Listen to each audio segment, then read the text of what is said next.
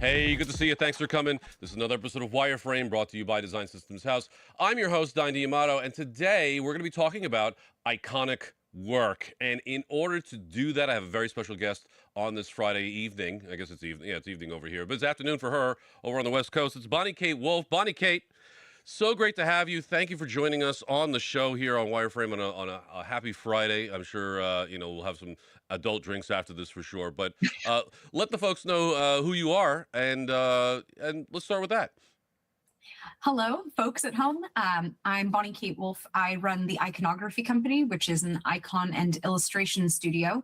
I'm based in Seattle, and when I'm not doing that, I also teach icon and illustration systems at the Tyler School of Art and Architecture, and I do a lot of improv.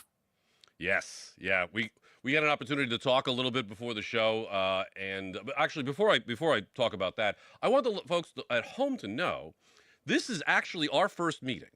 Like, Yes. we've never met before. And what I want to mention and I didn't mention this to her yet, but Bonnie Kate's name came up to me in a few circles about, hey, this person's doing really cool stuff when it comes to iconography. Just started her own agency, effectively, her own company to do this kind of work. And I was like, wow, why don't I know about this person, right? Sounds like great company to be around, right? So reached out on LinkedIn, and there was this initial thing, basically thinking about, oh, should we have a little chat beforehand? I said, well, hold on a second, could we have the chat live? And that's what we're doing now. So this is us legitimately finding out about each other live on this show, and in the event that you want to do this too, you could absolutely submit on the website wireframe.ds.house. So I just want to give everybody preface that this is the first meeting for us. Here we go. The first thing I want to talk about actually is interesting because my wife asked me today. She goes, "Who are you talking to today?" I said, "Oh, I said Bonnie Kate Wolf." She's a little confused because she's not in the social media space. I said, she's like, "Oh, who was that?" I said, "Oh, it's the icon person." She's like, "Oh, that's going to be great," because actually my wife, she's doing an icon project right now. And she's like, "Make sure you ask good questions." And I said, "Okay, what's a good question?" So here's the first question for you, Bonnie Kate. Why icons? That's what she said. She said, Yeah. why icons? So tell me, I guess, that hopefully that's a good question. Why icons? I can't tell you if it's a good question, but I can tell you it has a good answer. Okay, we'll work with that. So I started doing pixel art when I was like 8 years old or so, which involved drawing like tiny little pictures of dogs and ladies in dresses and fairies and a lot of like fashion illustration, but it was all pixel art. Hell yeah.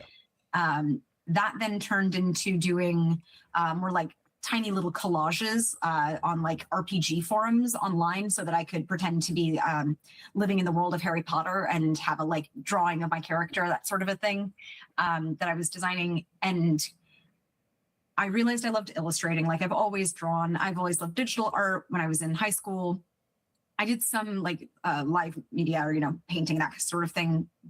But the more I could do digital art, the better. I always liked making tiny little things, like always drawn to the smallest canvas size possible. And then did my bachelor's in illustration. When I went to Square to be a full-time employee, the head of design at the time said, "Do you want to make some icons? Because no one else wants to." I was like, "Yeah, what do you mean no one else wants to? I want to make icons." Hell yeah. So I hadn't really done it before. I'd done digital drawing. I'd been drawing in mostly Illustrator, started doing these marketing icons for Square with him literally standing over my shoulder and watching me and then being like, "Why is that 3 pixels? Everything else is 2 pixels." I'm like, oh boy. And he did that for hours. Like, was it a great use of his time? Professionally speaking, I'm not sure. Mhm. But for me, incredible. Mm. And so that turned into doing product icons. And I realized, oh, I love this. And so when I, had told my parents, like, this is kind of what I'm doing at work, they were like, that's just pixel art. That's what you've been doing this whole time. So it's just, I've always been drawn to the tiny little things. And it was just a very natural progression into making icons. Drawn to the tiny little things. That's a good segue. I like that. It's funny that you mentioned the pixel art stuff because I actually also did pixel art. I'm So not surprised. yeah, so I actually did. I'm realizing that I love you. Don't tell my wife. Um, so when I first got my computer at home as well, when I was younger, this was a really cool for me because I was doing interactive sculpture before that, so that was a physical media kind of thing. Oh, And when I got the computer, I was like, oh, okay, let's make art on the computer, clearly. And it was a Windows. Oh God, it was first a Windows 3.1 machine. So paintbrush, right? So that's that you didn't get a lot of stuff out of that. So what I would do is I would go and use the zoom functionality and go and to actually see the pixels, and mhm. I would actually color each individual pixel and spend weeks, if not in some cases months, on a Wow. single image. Either recreating from some magazine thing that I made or not made but saw or something of that nature, and I ended up actually printing out a whole bunch to be in a portfolio for a specialized high school. It wasn't a specialized art high school though. It was a specialized. I think it was Catholic school, which didn't have really an art program. So I was like, why am I doing this in the first place? Didn't make sense to me. But I'm just it's taking me back with you saying that about the pixel art thing because I haven't done pixel art in a very, very long time. But it is, I feel is a very gateway drug for Yeah. this stuff, right? To go ahead and be in this like zen, really, of just being like, okay, you're working with pixels and I'm just in this space. There isn't anything else to really look Mhm. at. It's just these squares, and this is your zen, and this is your moment, and this is what you're working on. So super interesting um, start in there. So now you've also just recently started this business, this Yeah. agency situation. So what was the thing that made you go from okay, I'm going to be in house to now I'm going to start this agency? What was your thinking there?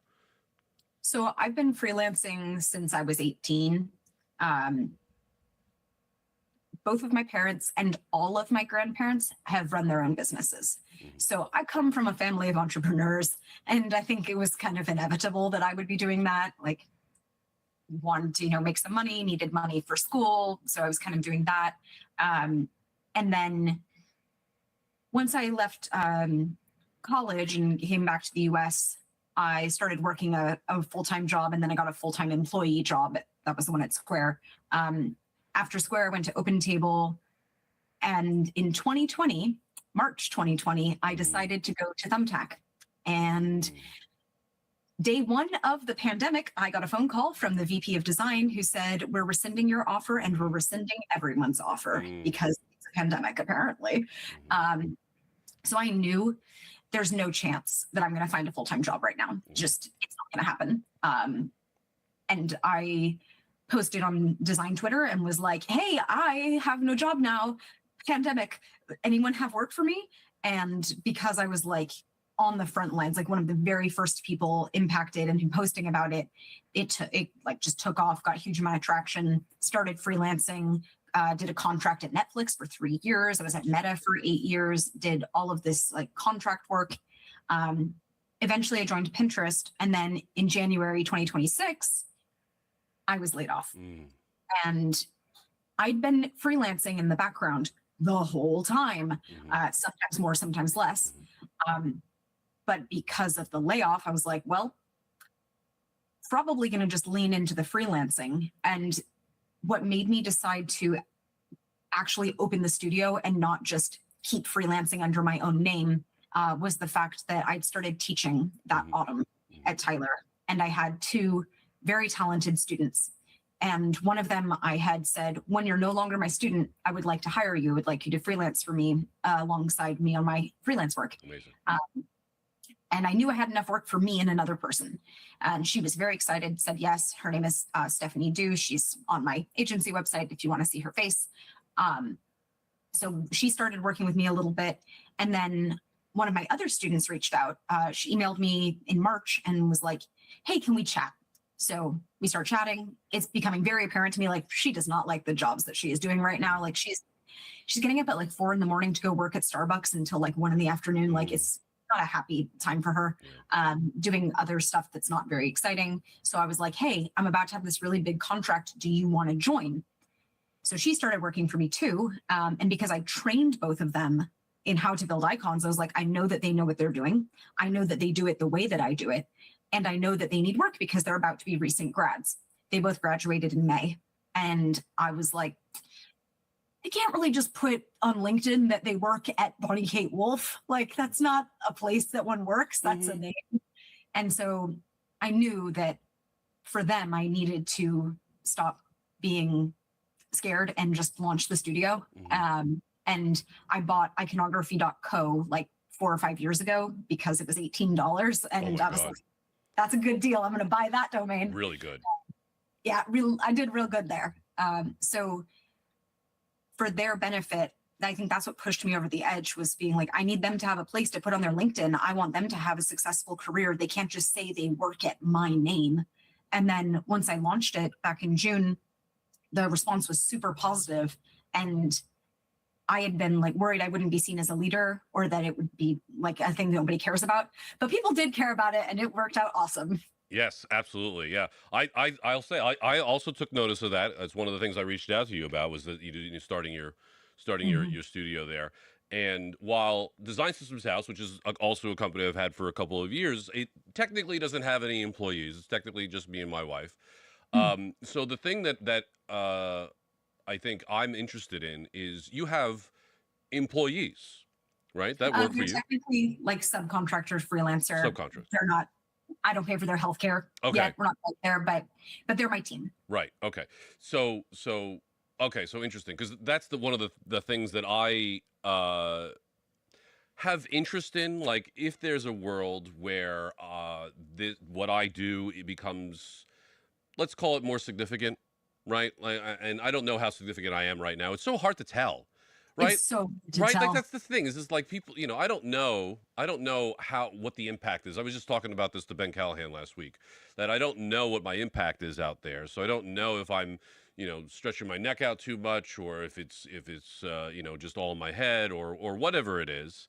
And it's only until you actually talk to people and go, hey, is this good? Is this not good, or whatever? And I remember seeing the response of you launching yours being so positive. I was like, again, I didn't know who you are. I was like, wait, who is this person? Why is it so amazing? I want to know more. So it's just like that. I would think gives you the, I don't want to say permission, but the excitement of being like, yes, I'm doing the right thing. Yeah. Right. Oh, 100%. Yeah. Super validating. Yeah, exactly. So just like shows about, like, yeah, okay, you said some subcontractors. So I have people who are working and helping me grow my business. That's effectively what's going on here, right? You have these people that you are, you've made the business really to support not just yourself, but also them in what you said in the story, which is excellent. So yeah, that's really cool. I'm always, like, again, amazed by people who have their own starting businesses. It's almost like, how the hell do you start a business? I have one, and I just don't know what I'm doing. It's just so interesting.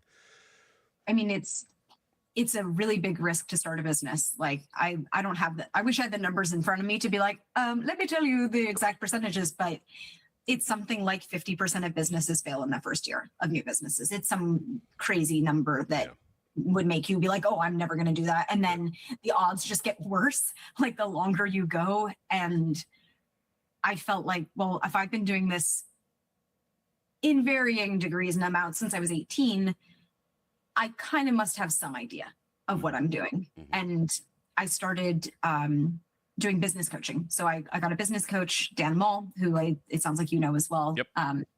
And he validated so many of the things I've been doing, because I was just kind of doing everything based on like what works, like do more of what is working and less of what isn't working, kind of a deal.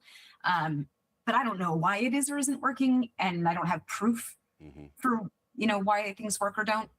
And then now, as I've been talking to him and talking to other business owners, especially like agency founders, I'm realizing, oh, I've been doing a lot of things right, either by accident, Hmm. by intuition, Hmm. or by luck.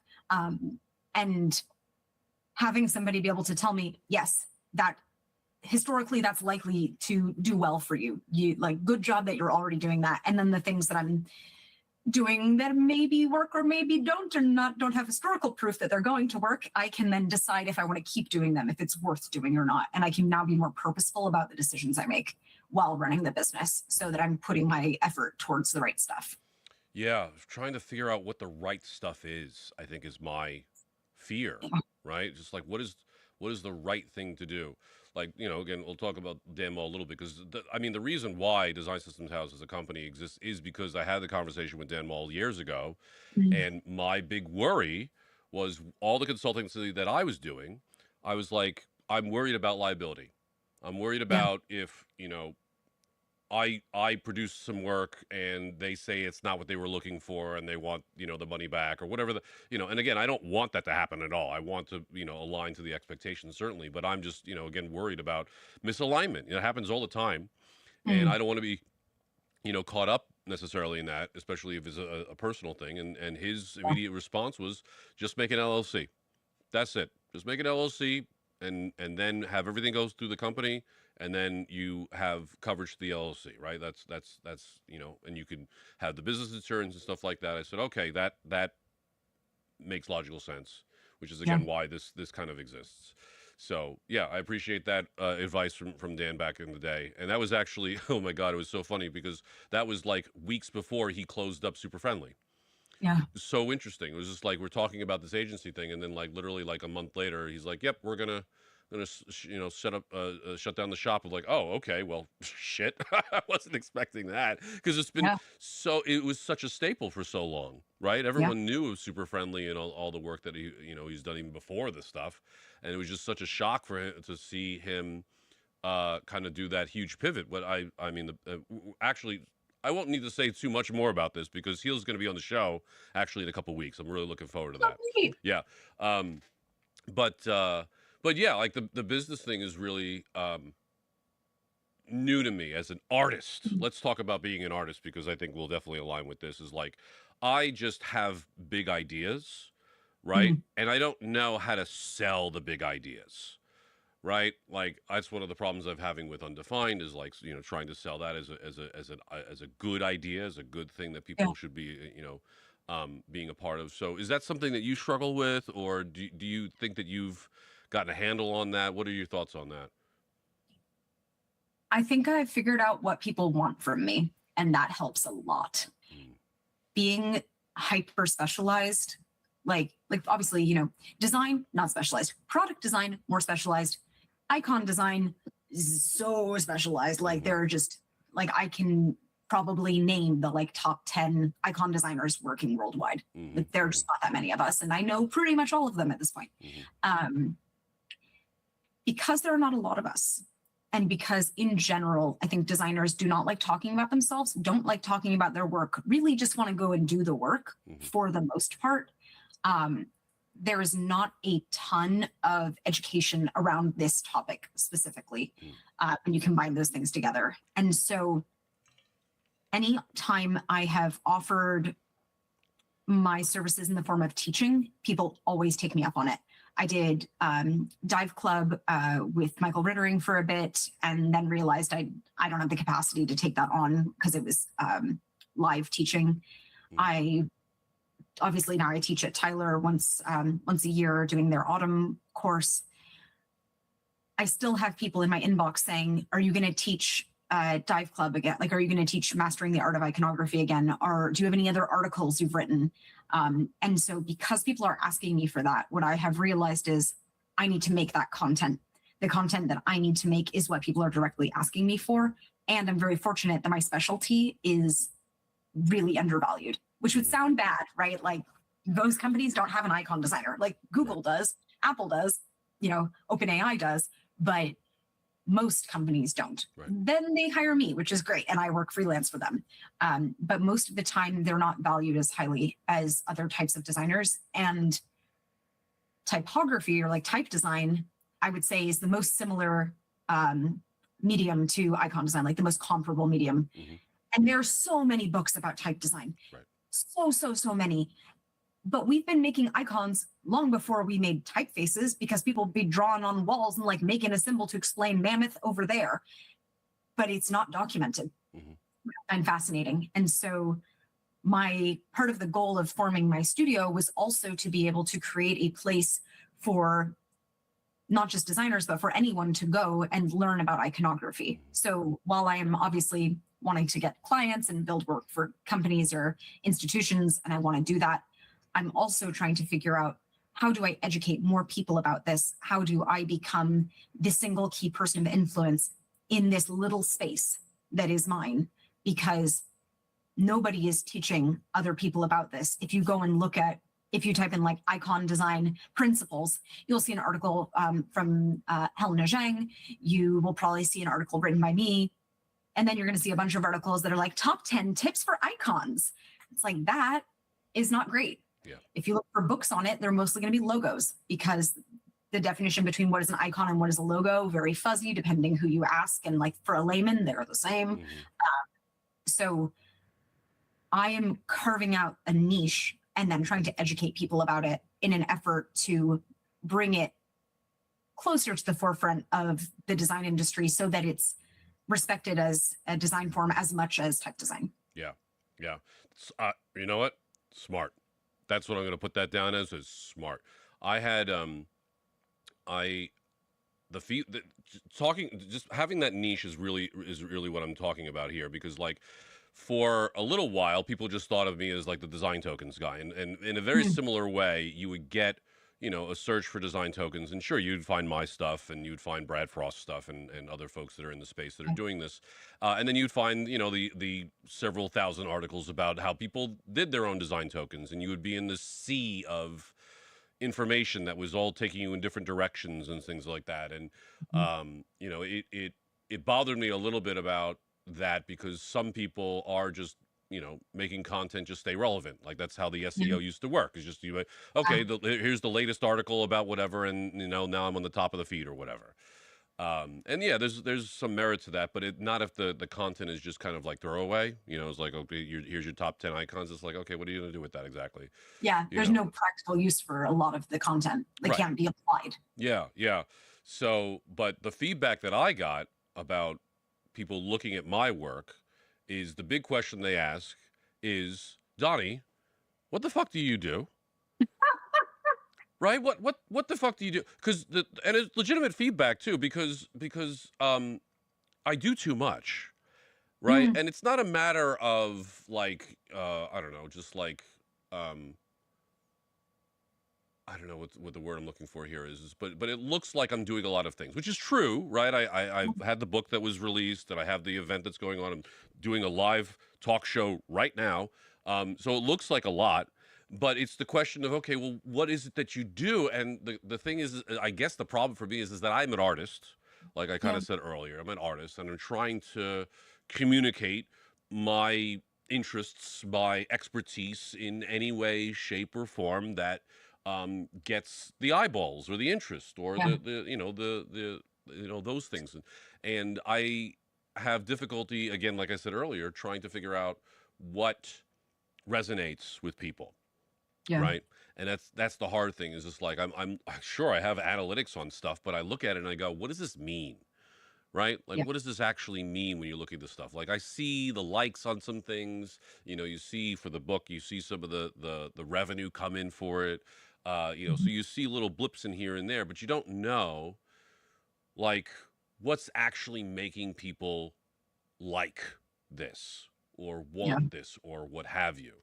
Like in your particular case, if I'm understanding correctly, you've carved out this niche. So you basically said, either you like me or you don't, right? Either you want this icon or you don't want icons, and then you don't talk to me, right? If you don't want icons, then don't talk, or improv, right? Icons or improv. It's one of those two things. So you've been very clear about that, and I think the thing that I personally need to work on from a lot of the feedback that I've gotten is literally saying, okay, what is it that Mm. you want to do in this space, as opposed to trying to do too many things in the space. And I don't know what the answer is, you know?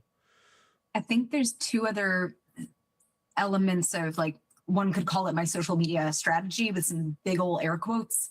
Um, One is being a real person, Mm, like being just like a little goblin person, like I am, um, being like the colorful weirdo and expressing myself in a way that is, I don't want to say brutally honest because I wouldn't describe it as brutal, but is like I show up at work 98% the same as I show up when I'm going to go play Dungeons and Dragons. there you go. Like it's pretty much a one-to-one.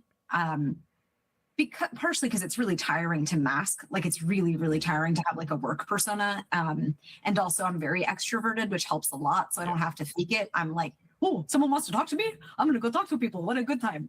Um, but so I think that helps a lot, because a lot of people, especially now, like with Twitter being not really a thing anymore, and LinkedIn being full of AI content and influencers, and like the kind of LinkedIn influencers, like that people just don't, I don't think anyone really likes that.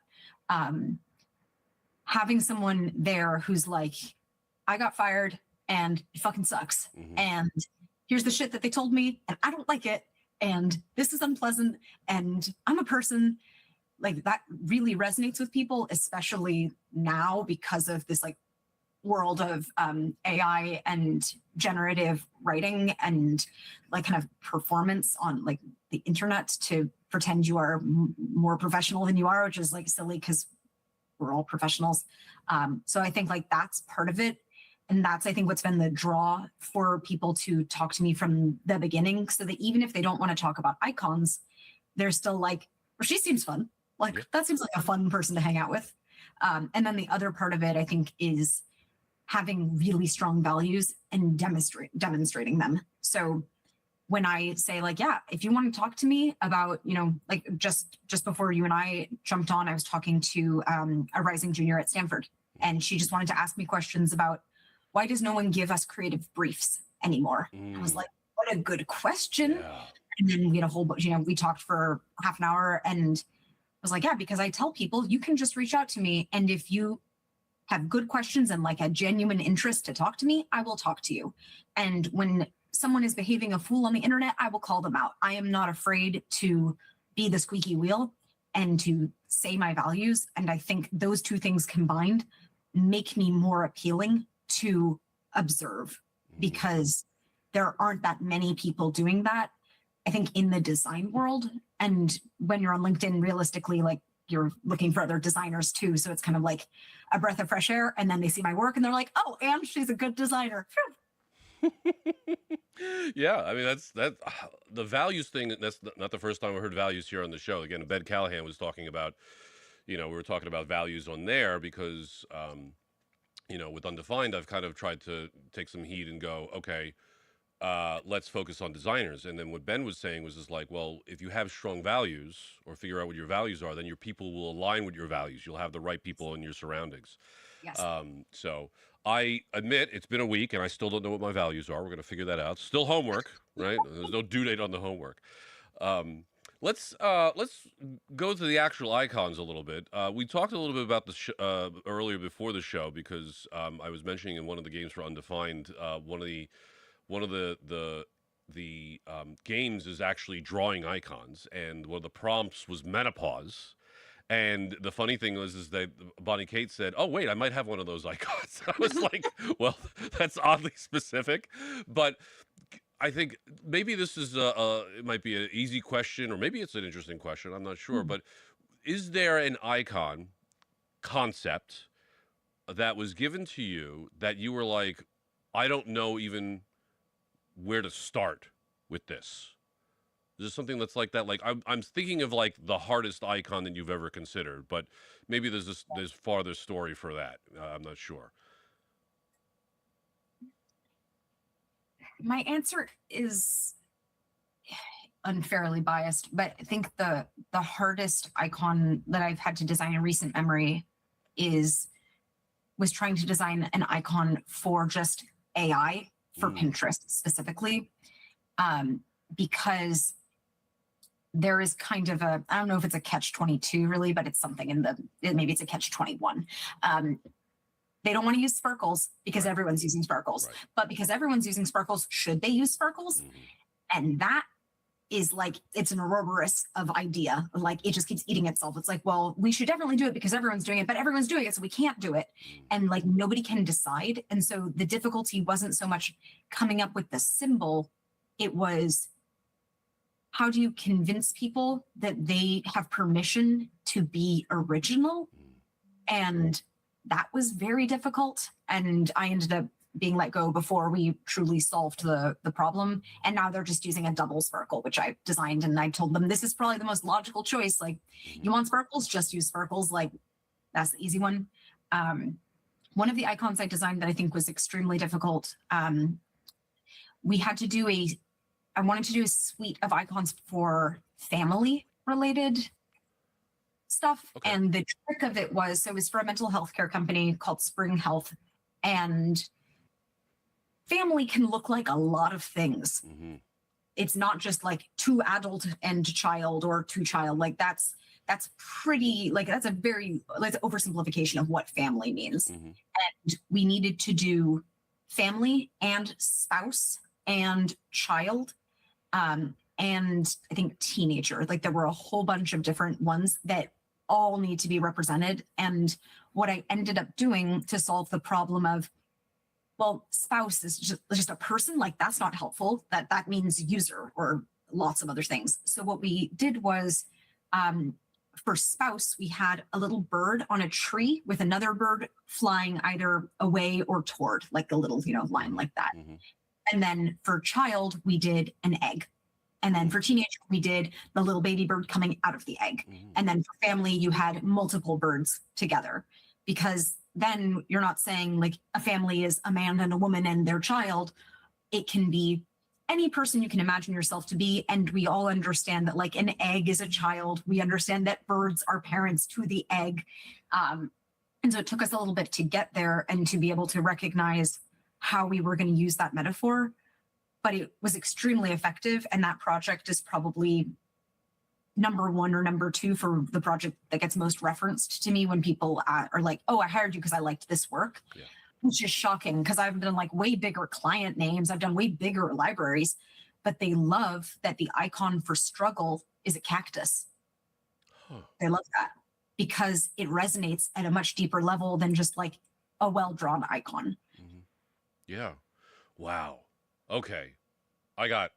Do we have 2 more hours to talk about this? No, I'm kidding. We're not gonna, because oh my god. So I mean, I'll say that I would like to think that I'm fairly well, um, like I understand or keep in mind the cultural differences that end up being challenging when it comes to Mm, design, right? In yeah, fact, in the book that I have, I talk about how there are cultural influences that could change the way that you assign a value to a particular thing in the yeah, UI. Like sometimes, for instance, in China, red is prosperous, so you might not want to connotate something yeah, being bad for them yeah. in All your red. errors probably not red. Right, right. You want to be very cautious about that choice that you're making, and there's a lot of other different combinations that you need to take into consideration for those markets and other cultural significant things. So of course that must happen with glyphs and pictograms Yes. and things of that nature, right?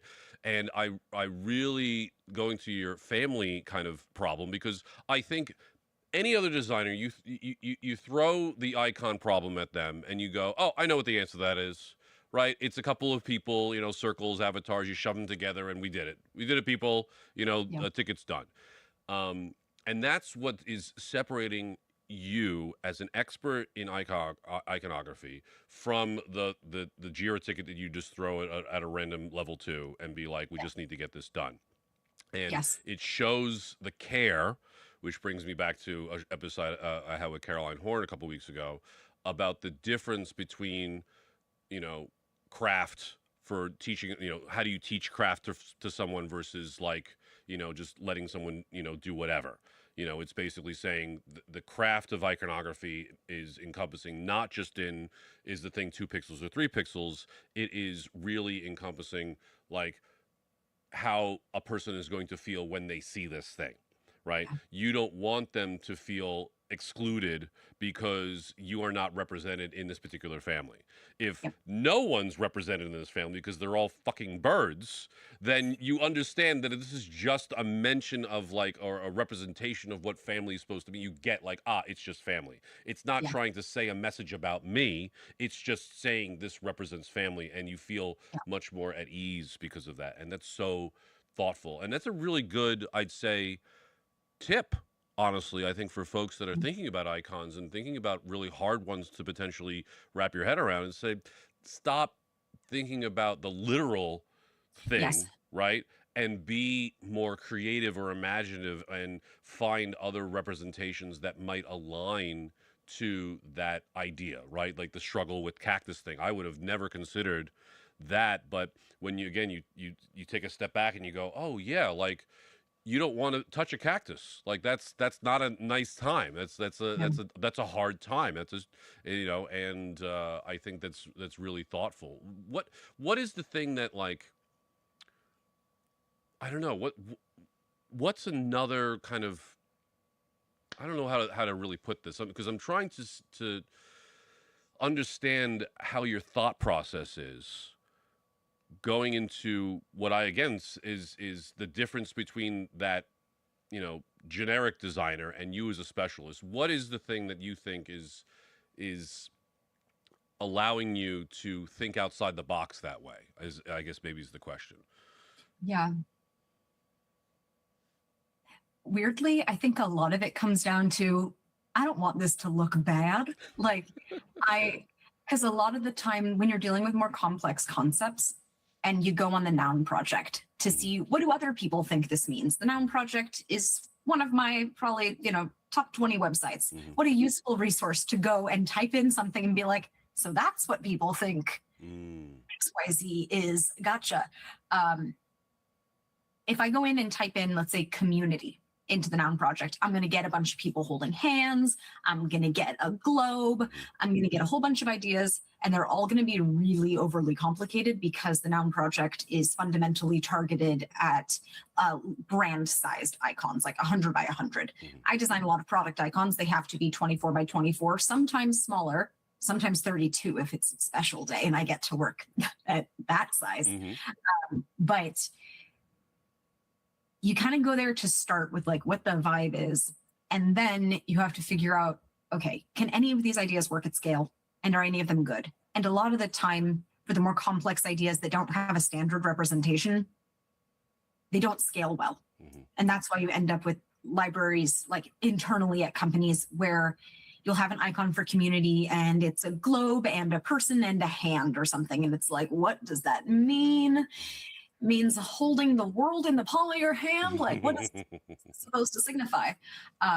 Because it doesn't scale well and it looks bad. And I hate when things look bad. I hate when they're off pixel, not purposely. Sometimes things have to be, but like, I really want things to be a concise, ideally single metaphor. Mhm. And so then I have to think about how does it make you feel? What is this supposed to make you feel? What other things in nature or in the world feel like community? And so for spring, because I'll keep using them because they're in my mind now, we did a beehive Okay. because Yeah. a beehive is a single object. Everybody knows what it is. Everyone has seen a bee, probably. Like they know what bees are, and they know what their house looks like, and it's a pretty simple shape. Mhm. And because we all know what those creatures are and how they function and what their environment is like, we know it means community because they all work together in harmony. That's the thing that bees do. Mhm. And it takes time to figure out how can we better represent this. And a lot of the time, the struggle is not necessarily even figuring out what it's going to be. It's then convincing people that they should let you do that because they will be like, well, will people know? And it's like, no, they will not know. But are you going to put a label next to your icon that says community? Yeah, because your design system says that you always put a label with the icon. There are going to be some exceptions, like maybe the nav, but mostly you want to have a label so they'll learn over time. And you have to trust that your users are smart and competent people. And I think it can be really easy for folks who are like maybe making the decision about what the icon should be to think, oh, well, I need to combine lots of things together so they know all the parts of what I'm trying to say. It's like, no, they do not. They just need to be able to recognize that shape from a list of shapes. And it needs to make them feel ideally neutral to positive about what they're looking at. Right. Probably like struggle. I don't want someone looking like they're having a horrible day when it's a mental health care app. I want them to be like, yeah, I do feel like a cactus. I feel prickly, like no one can be my friend because I'm so spiky. And convincing people that they should let you do the good ideas tends to be the harder part. Yeah. So when you get to work with really talented creatives and people who trust you, then you get to do the best work. Yeah. And so a lot of the time, the way to do that is to make a deck. You make a deck to explain why you're doing it. And you bring in a picture of a beehive so that they're like, oh, look at the pretty bit. Oh, that does. Like you have to sell them on the idea. And that's why I think like Apple is such a spectacular company, is because they're incredible at storytelling. Like the new ad that they did for the Neo with the like the stretchy hand and the like the little rocket and stuff, like, oh my God, like what a great story that they're telling. And it's so emotional. But no one's going to get there without building the deck to explain why you should let them do the good idea. You can't just ask people to trust you, especially if you don't have that trust already built in. And for me, I'm going in blind a lot of the time. I might know one or two people at the company, and they might trust me to some extent, but you have to prove it to them. And I think it's reasonable to have to prove that your ideas are good. And a lot of designers, I think, want to skip that part and they just want to ship the thing. That's like, not, man. When you're working at these like at really high levels or with really public facing companies, you have to prove it to them. You have to be a storyteller. People want to be entertained.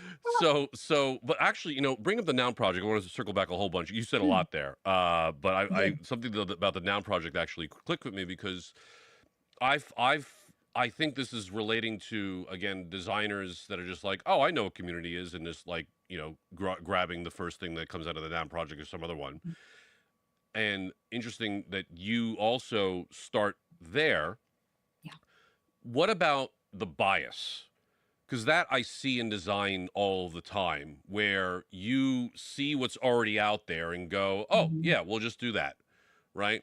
Like, we'll just do the community thing. Everyone knows what it is. We used to talk about the AI icon over there earlier about, well, should we do the one that everyone's doing, or should we do a unique one, and being, between those two things, and there's the idea of, this is a thing that people already recognize. It's like that hamburger menu problem that we had years ago, which is like, what the fuck is that? Well, now everyone knows what the fuck it is, right? Yeah. Now we know what the sparkles mean all of a sudden, right? So the bias part about it, about like, well, if everyone's doing it, then I guess we should do it. How do you know when you shouldn't do it? Right? Yeah. I mean, you mentioned a little bit about like, well, those icons that are in the Noun project are usually much larger, and you're usually trying to do something much smaller, so you're looking for simple shapes and things like that. But putting that aside and assuming that like there's an icon set that's already 24 pixels and it's already there, how do you deal with the bias of saying, oh, well, it's already existing and we'll do it that way, versus this novel concept and saying, no, this is actually the right play? Yeah. I think it kind of actually comes back to values. So a lot of the time bias, I think, comes from either a lack of empathy or an unawareness of how other people are experiencing the world. And so when I'm looking at symbols, I'm trying to assess, is this going to exemplify the values that the client and hopefully that I share? So like a good example for this is I had to make an icon for death. Pretty grim. So if you go on the Noun project, you're going to find a bunch of skulls. Right. not super sensitive, Right. right? Like that, maybe if it were for a pirate app, then yeah, great, a skull is perfect. But like, if you were to pick based on what you see the most of, it's going to maybe be a skull, which is like pretty um horrific for a lot of people. Like a lot of people wouldn't like to see that, and depending on the UI, like, or the experience, it might be traumatizing. Mm-hmm. um the other things that you'll see a lot of in there for death are coffins, Mm-hmm. Mm-hmm. and not everyone chooses to be buried in a coffin. Not Yeah. everyone can be buried in a coffin. So that's like understanding, in this case, it's very dark, but the bias of like, oh, well, my religion says that I should do this. You'll also see a lot of crosses Mm-hmm. because, again, it's like Christianity, major religion. They put their imagery everywhere in the world. So we just kind of associate it with that. Mm-hmm. And all of those are really good symbols for death. The really obvious gravestone, that was the other one we saw a lot of. And again, kind of same issue with coffin. It's very dark. Yeah. They all assume, all of the crosses, the coffins, and the gravestones all assume probably a Christian faith of some respect, or maybe Judaism. But it's like there's a bias, and if you're not looking at that bias and going, is this universal to everyone? I value having something be universal. I can't use those. Yeah. I can use a skull because it's too dark. The symbol that we ended up using was a lily, because lilies are typically given at funerals. They represent death in almost every culture. They're just pretty ubiquitous, and they're not negative. You don't look at a lily and go, oh, scary. You go, death flower. Like when it's the label that says death or funeral or whatever it is next to it, you know what it means. So I have to look at my values and say, am I being universal? Because I care a lot about having my icons be accessible and warm to everyone. And I would imagine the companies I work with feel the same way. Mm-hmm. So that's very important. There's other elements like you might not be able to change the icon itself, but you can change the way in which it's displayed. So a perfect example of this is using changing the orientation of icons for right to left languages. Yeah. So you see a piece of paper, document icon, and the lines go, the longer line is on the top and the shorter line starts on the left and ends halfway through. Mm-hmm. That looks like writing to most of us who, speak English or French or whatever. But at Netflix, they have people whose first language or, their primary language is, let's say, Hebrew or Arabic. That doesn't make sense. Why is it coming from the left? So at Netflix, we had a part of the process where every time we design a new icon, we assess, should this be flipped for left to right? And if so, we mark it so engineering knows to do that, because I'm not going to change the base icon. It doesn't make sense. And there was no way to make it right for both people at the same time. Mm-hmm. But I can create a system that's thoughtful and that helps everybody. And then it's just, a checkbox for engineering, as long as your engineering partner is willing to, implement it on their end. Yeah. Oh my God. So the death one is incredible. I love that, because what's funny so we're obviously talking about being thoughtful about these icons, and when you said death as an icon, obviously yes, the first zip that goes to your head is just certainly the skull, but then again, keeping our conversation in mind, I go, well, hold on a second, I would be thinking more about flowers as a thing, because I think people get flowers at these ceremonies, right? It's just like this, and I wasn't specifically thinking about lilies myself, because I'm not really good with flowers, I'll say. I don't know a lot about flowers. It's one of my, I guess, a gray area for me. But It's a growth area for you. yeah, a It's growth a free area. fun Oh yes, for you. we got to make sure the improv comes in here for sure, the puns for sure. Yeah, so like I was immediately thinking like flowers and things like that. Again, I guess it's the neutral to positive feeling. Like what's the positive symbolism that can come out of a very solemn kind of sad Yeah. time for people, and it's really really great. I love that example. So okay, wow, this is like, I love this. I don't even know how to put into words how much I love this, because I'll say the thing that I really enjoy having people on here that do have this special expertise and this thoughtfulness, that's really hyper focused. I had someone that was talking about reading the other week, and how focused their their practice of trying to teach people how to read is, and how much depth that's in there. So the amount of depth that's in the iconography is just, I'm seeing that in here too. I think about localization a lot also. Like that's one of the things that we see a lot of folks kind of missing, right? The right to lefts, and even a little bit of the verticality that might happen in some of the Eastern languages.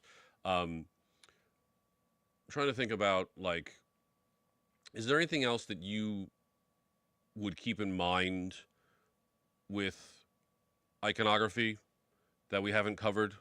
That's a particular thing that maybe is even, very niche, that people aren't thinking about, that they can even maybe this, like you're talking about topography, where topography and iconography are have some similarities, and there's probably some like things about stroke width and shape and things of that nature that is similar to that. But maybe there's some other things in iconography that are could be shared in other practices. Is there anything that comes to mind on the spot? Yeah, that's a big question. The thing that initially came to me was the idea of modifiers or badges or adornments, however you want to call them. When you have a piece of paper, and then in the corner you have a little plus, and it means new document. We all know that the little plus means new or add, and that the document means, or that the piece of paper means document. Those are what I call compound icons.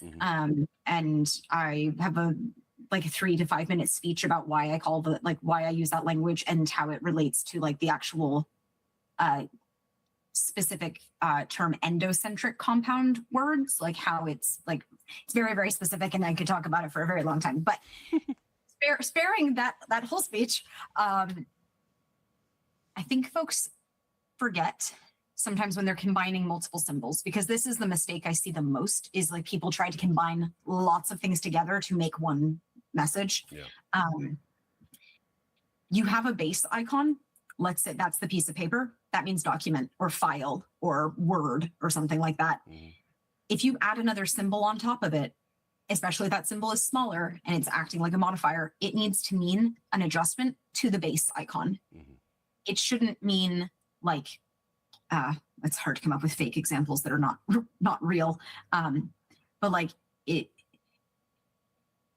shouldn't be creating a brand new meaning. It shouldn't mean like new payment. It shouldn't mean payment or something, adding a plus. Like that's not a great example, but it needs to relate to the base symbol, because your customer probably already knows what the base symbol means. They probably also know what the modifier means.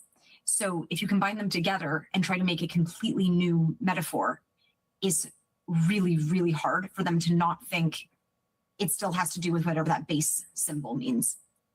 And I think that in design in general, we establish patterns like paper means document. Yep. And then later we're like, and now paper means taxes. It's like, but paper meant document. Taxes is different. Why does this mean this now?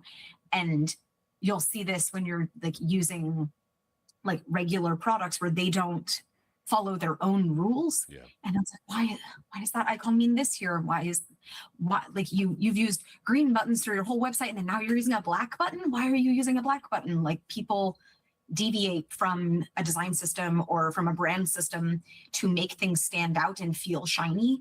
And all that it ends up doing is being confusing. I especially when I've worked in-house, what I've found is every team and every product within the larger company thinks that their product is the most special, most shiny, best part of the company.